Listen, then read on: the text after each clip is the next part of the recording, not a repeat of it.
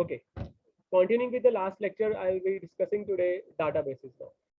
So databases you have already studied in your previous this graduation also. Still, we'll discuss the basics of it. A database is a modeled collection of data that is accessible in many ways.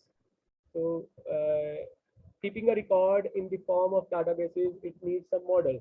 So we have already studied some of the models in our databases, and we know it. We are what kind of model we are using it, and presently we are using mainly your relational databases. Although we have some other good models also available in your databases, and each model has its own advantages and disadvantages.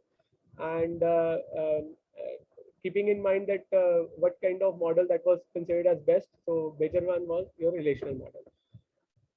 A data model can be designed to integrate the operational data of the organization. So whatever operational data means the data that is generated daily. It might be your sales data, it might be your suppliers data, it might be the data that is generated through billing, it might be the data that is being generated through different activities taken in the organization daily. So that is your operational data. So data model, it can be designed to integrate the operational data of the organization. That means the data generated through different operations in the data, they can be integrated using one data model, and you can form a database for it. The data model abstracts the key entities involved in an action and their relationships. So whatever data model we are using, what it does is it abstracts, means it is basically highlighting, it is only focusing on some key entities which are basically involved in your action and your relationship between different kind of entities. So we are basically concentrating only on the action part and the relationship between each other.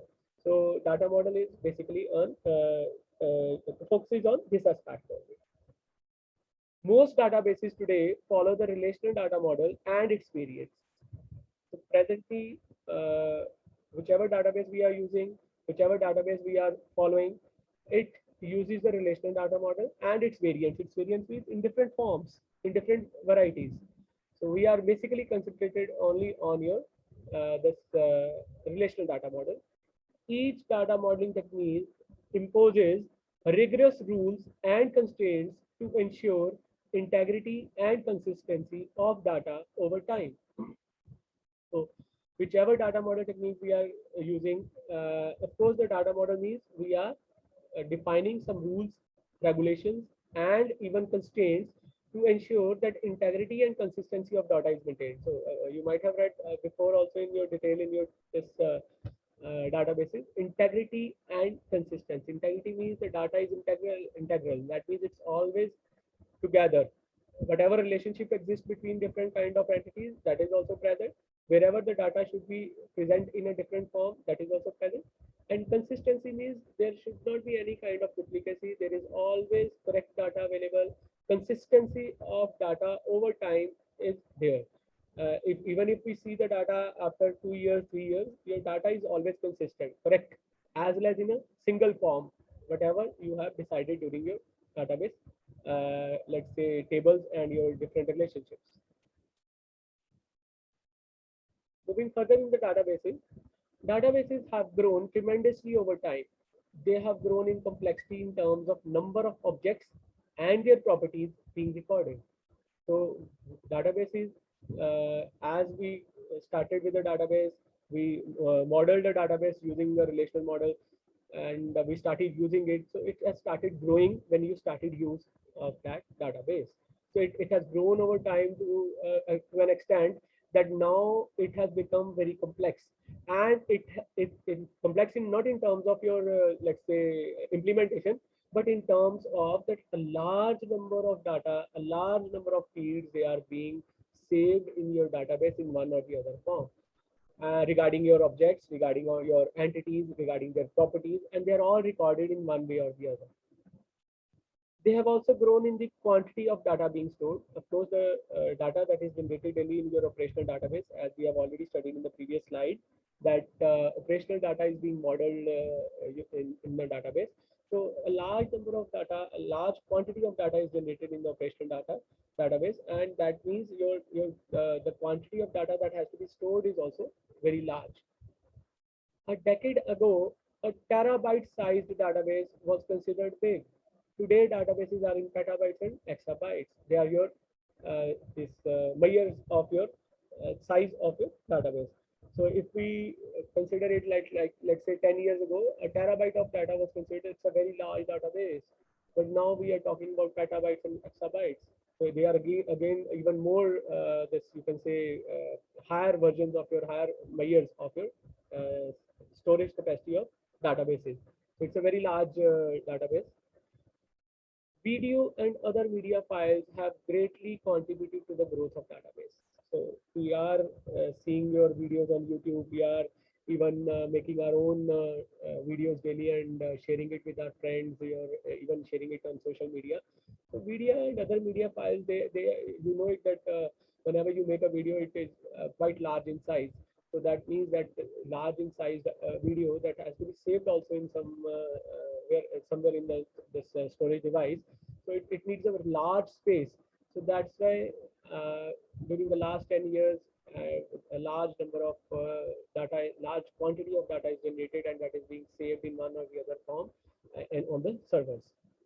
So e-commerce and other web-based activities also generate huge amounts of data. So you know it today that e-commerce sites, websites like Amazon, Flipkart, they have crores of customers that who are purchasing different items on them daily. So that means the database that is being generated daily is quite huge. So that data that is being generated daily has to be saved. It needs a large capacity to save on the servers. So that's why these again have contributed to your this large quantity of databases. Data generated through social media has also generated large databases.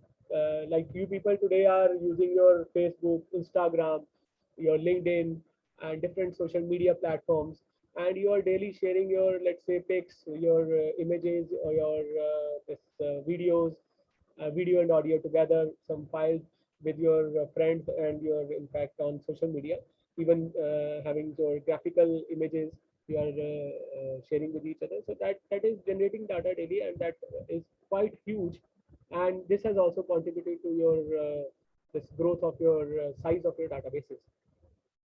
The email archives, including attachments, documents of your organization, are in a similar large size. So email attachments, email, let's say, different PDF files, or in the form of your videos, audios, graphic images. If you share it on your email, that is also your generating a large size of database. So database, if we now summarize this full slide, that means from the last 8 to 10 years, the database generation has increased compoundedly. Compoundedly means to a very large extent. You might have seen the phase when 4G was started by, let's say, in India by Jio. So immediately you started using that Jio, and the speeds of your database that was quite large, and you started sharing videos. You started watching movies on your phone only. You started generating videos by yourself also, by your selfie and other things. So that means you started generating a large amount of data, and that of course if you share it with someone, that means that is shared in some kind of server on that social media platform. So all this has contributed to to the extent that a very large database size is generated over the last decade. So this all has to be saved in the form of a database. So that means database is going to play a very important role, so that your images, your video files, when they are being saved on the servers, when you want to extract that, they are available to you. So that is saved in one or the other form on your in your databases only. Moving on to the term data warehouse, and a very important term after your database is next higher extent of your database is your data warehouse. Now warehouse stands for your godown. If I say in a layman language, warehouse means a godown. So as you know that different companies, if they sell their products, they might have their own godowns also to keep them.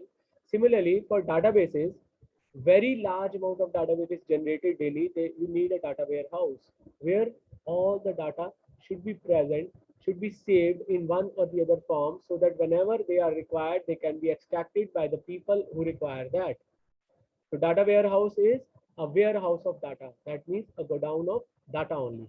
Now, if you keep things in a warehouse, if again I'll take this example of your normal some item. Let's say you keep your different items that you sell in your let's say organization. You start using that. You keep your things in a haphazard manner in your godown. You will not be able to see that. You will not be able to find out where thing is placed when you need it. So similarly in your data warehouse, when you start keeping data in your warehouse, you need to have some systematic way to save them. So that systematic way means so that when you want to extract that data, just in this in fact will be I'll be using the term even data mining, because you have to mine the data that is required from a warehouse, and so that you are able to take decisions based on that mined data. So if you keep your data in a warehouse in a systematic manner, only then any data mining technique, whichever you use, it will be able to extract data that is required by you after your the saving of data in a data warehouse. So coming on to the now this definition part and better understanding of data warehouse. A data warehouse is an organized store of data from all over the organization, specially designed to help make management decisions. Now, organized store of data, I've already discussed with you. Systematic way you have to store your data, and it does not have data from only one organization. It has data from multiple organizations from all over the world who are dealing in almost similar kind of business or similar kind of, let's say, activities, especially designed to help make management decisions. And they are basically designed for making for helping, let's say, executives or managers to take decisions. So what happens over here is, now let's take an example now to know that what kind of data can be present in a data warehouse. Let's take an example of, let's say, student, and that too college student. So if we take colleges of India, there are thousands of colleges and universities who are operating in India, and there are crores of students who are studying in these universities and colleges. So if we have to keep a data in a data warehouse regarding your students studying after +2 and only graduation, so whichever field of graduation is present in any of the college, that organization is going to provide your data to be saved in that data warehouse. Let's take an example of our own college, Amritsar Group of Colleges. Let's say it has a graduation of BCA, BBA, BCom, and let's say BTech, then different streams of course, then other RBSc, fashion design, then your hotel management and catering technology, and these fields, they are all your graduation courses. So if we are going to provide the data related to the students in these very courses to a data warehouse, that means we are also providing data to a data warehouse. This is one of the issues. So if we take into consideration now data from all the institutes across India, so that means the data would be quite huge, and that would now be that would be only considered as that now you can keep such a huge amount of data only in a data warehouse. So I think so by taking into consideration this kind of an example, you will be better understanding the concept of a data warehouse. Data can be extracted from operational databases to answer a particular set of queries. Now, of course, these data that are being generated in these organizations, let's say our own example also, we are taking this that operational data that is being generated, that from there only you are able to extract different kind of data using a set of queries. So this data combined with other data can be rolled up to consistent granularity and uploaded to a separate data store called data warehouse. So the data generated in different organizations across India, if you take an example of this college data only that I have discussed just now. So every college has its own method of generating data, but in a data warehouse, you know, it in a database, you need some common things. So if we have to uh, keep a data of a college in a data warehouse, it has to be converted into some kind of common fields so that the data can be saved in a data warehouse. So that means we have to roll up. We'll of course discuss this roll up operation in coming slides when we'll move on to the data warehouse part. So you have to granularly, uh, you can say a consistent granularity is required so that your data generated by the organization can be saved in a data warehouse in one single form from all the organizations across India. So therefore, the data warehouse is a simpler version of your operational database with the purpose of addressing, reporting, and decision-making needs only. So the main purpose of keeping your data in a data warehouse is that we can address the reports. That means different kind of reports can be generated for your data warehouse, which will help different managers and executives to take decisions for present scenarios also and make plans for future growth of the organization. So the operational data that is being generated by organization that is required by the people in the organization only, but the data generated by the data warehouse in the form of different reports, they are required only by the management team that consists of your managers or your executives or the members of your, let's say, core team of the management who can take decisions regarding different operations of the organization. Plus, they can plan the future growth of that organization by extracting different reports from data warehouse. The data in a warehouse cumulatively grows as more operational data becomes available.